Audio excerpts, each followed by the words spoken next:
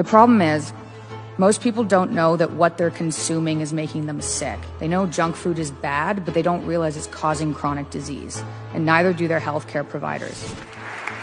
Our next presenter is Michaela Peterson Fuller. Ms. Fuller is a podcaster, lifestyle, and diet blogger, the co-founder and CEO of Peterson Academy, and the founder of Fuller Health and the Lion Diet. The Lion Diet is a therapeutic and plant-free ketogenic diet that can be used to treat autoimmunity and psychiatric disorders. On the Michaela Peterson podcast, she discusses health, cultural phenomena, politics, and other topics. Ms. Fuller. Thank you very much. I'm going to skip my intro. When I was 2, I started to limp, and at 7, I was diagnosed with juvenile rheumatoid arthritis in 37 joints. At age 8, I was put on injectable immunosuppressants. At 12, I was diagnosed with severe depression and put on antidepressants.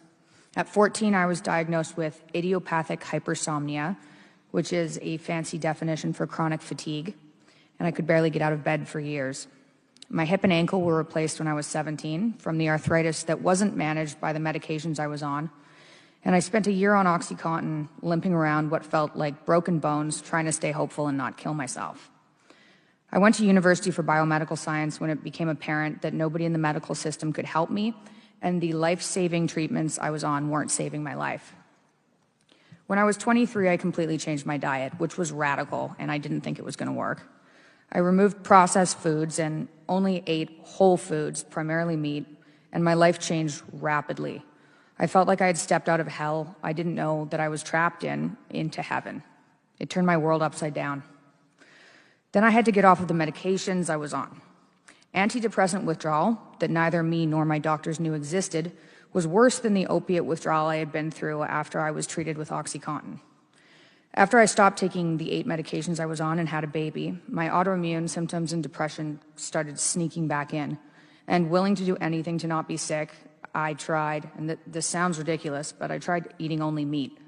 And by that I mean beef, salt, and water only, knowing beef was the one food that didn't contribute to my arthritis and depression. Eating only meat put my symptoms into remission again in 6 weeks. I've only been eating beef and lamb for 7 years now in order to keep my symptoms in remission. I'm not on any medication. I have no symptoms of disease. I'm in complete remission after spending 16 years being medicated with multiple joints replaced. I spent 7 years trying to get the medical community to take this seriously and conduct some studies. The plant-free ketogenic diet I'm on, which is what it is, it's gone viral on TikTok, has over 500,000 people following it on social media. The number of Google searches for these ketogenic diets has skyrocketed since about 2017. I have groups online with over 30,000 people who follow the same diet as me for autoimmunity and mental disorders that they've been unable to treat any other way. These people are putting their diseases into remissions after decades. This way of treating disease has garnered international attention from the Times to Fox to Sky News Australia. The problem is, most people don't know that what they're consuming is making them sick. They know junk food is bad, but they don't realize it's causing chronic disease, and neither do their healthcare providers. When you're diagnosed with a mental or autoimmune disorder, diet and the state of your gut isn't even mentioned. If it is brought up, you're ostracized. One of the leading theories, to get a bit nerdy, in understanding chronic illness is increased intestinal permeability, which you can measure with lab work with zonulin levels. In a healthy digestive system, the gut lining serves as a barrier, allowing nutrients to pass through while keeping harmful substances out of the bloodstream. However, because of the high-carb recommendations and ultra-processed foods we're exposed to and chemicals, we're currently encouraged to consume from the food pyramid and our doctors. Our diets damage our gut barrier, which causes particles from the gut to leak into the bloodstream. A lot of the chemicals and preservatives in foods we consume are actually illegal in other countries. I've spent years so livid at the medical industry that I wouldn't go into a hospital. How dare I be treated with medications and end up losing joints when dietary intervention works? How dare these medical doctors tell me there was nothing I can do? I'd never be where I am today without this diet. I truly believed I would have died. I'm not suggesting the average person does this extreme version of a ketogenic diet. I am specifically suggesting that this diet is researched as a potential treatment for autoimmunity and psychiatric disorders, with the goal of eventually healing the gut and reintroducing more healthy, whole foods, and that the ideological war on meat needs to end. I've seen tens of thousands of people see complete remission in as little as 6 weeks.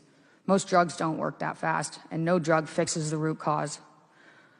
Approximately 1 in 4 Americans are on psychiatric medications for psychiatric illness, and approximately 1 in 10 has an autoimmune disorder. I believe all these millions of people could be symptom-free with proper dietary interventions ranging from low-carb to ketogenic to plant-free ketogenic to whole food, depending on the severity of the illness. Dietary intervention is what doctors should suggest first before putting people on medications that do not treat the underlying problem, some of which cause horrible dependence, making them nearly impossible to get off of. Treating chronic disease, which we now know is caused by the environment and our diet, without looking at diet as the treatment, should be considered malpractice. My request, shared by millions of people using these diets to treat themselves, is for the government to fund studies on ketogenic and plant-free ketogenic diets as potential treatments for autoimmunity and psychiatric disorders.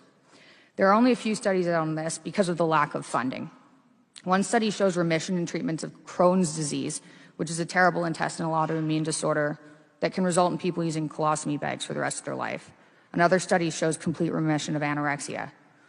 Unless people start being treated with dietary interventions, using these ketogenic diets, and the food pyramid prioritizes meat and low-carb whole foods so that people can avoid becoming chronically ill in the first place, and Americans are told that the ultra-processed foods aren't just unhealthy, they're making us chronically ill, America's going to get fatter, sicker, more mentally ill, and more expensive.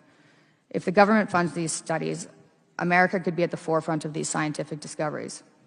Thank you very much for your time. It's an honor to be here.